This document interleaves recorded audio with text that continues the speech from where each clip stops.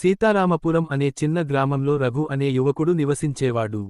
అతడు చదువుకున్నవాడు, తెలివైనవాడు అయినా, ఇప్పుడు కాదు, తర్వాత చేద్దాం అన్న ఆలోచనతోనే జీవితం సాగించేవాడు. గ్రామంలో ఎవరికైనా సహాయం అవసరమైతే, రేపు చూద్దాం, ఇంకొంచెం సమయం ఉంది అంటూ తప్పించుకునేవాడు. మంచి మనసు ఉన్నప్పటికీ, ఆలస్యం చేయడం అతని అలవాటు. ఒకరోజు గ్రామానికి కొత్తగా ఓ వృద్ధుడు వచ్చాడు. అతడు చాలా బలహీనంగా కనిపించాడు. గ్రామస్తుల దగ్గర నీళ్లు, ఆహారం అడిగినా, చాలామంది తమ పనుల్లో బిజీగా ఉన్నారు. రఘు ఆ దృశ్యం చూసి మనసులోనే బాధపడ్డాడు. కాని వెంటనే సహాయం చేయకుండా, ఇంటికి వెళ్లి భోజనం చేసి వచ్చాక చూద్దాం అనుకుని వెళ్ళిపోయాడు.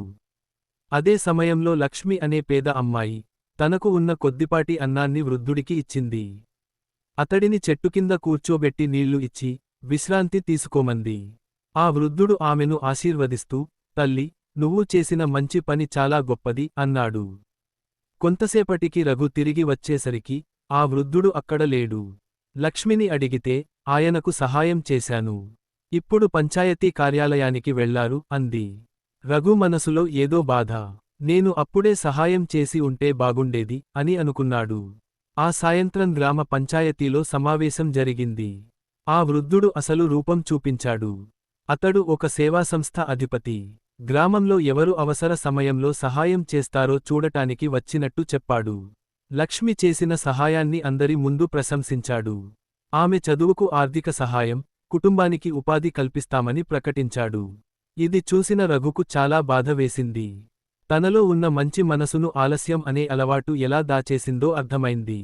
ఆ రోజు నుంచే అతడు మారిపోయాడు. ఎవరికైనా సహాయం అవసరమైతే వెంటనే స్పందించేవాడు. చిన్న పని అయినా ఆలస్యం చేయకుండా చేయడం ప్రారంభించాడు. కొన్ని నెలల తర్వాత గ్రామంలో వరదలు వచ్చాయి. రఘు ముందుండి ప్రజలను సురక్షిత ప్రాంతాలకు తీసుకెళ్లాడు. ఆహారం, దుస్తులు సమకూర్చాడు. అతడి సేవను చూసి గ్రామస్తులు గౌరవించారు. అప్పుడే రఘు నిజంగా ఆనందాన్ని అనుభవించాడు. అతడు తనలో తానే చెప్పుకున్నాడు, మంచి పని చేయడానికి సరైన సమయం ఎప్పుడూ ఇప్పుడే. ఆలస్యం చేస్తే అవకాశం చేజారిపోతుంది. నీతి: మంచి పనికి ఆలస్యం లేదు. మనసులో వచ్చిన మంచి ఆలోచనను వెంటనే కార్యరూపం దాల్చితేనే నిజమైన ఫలితం లభిస్తుంది.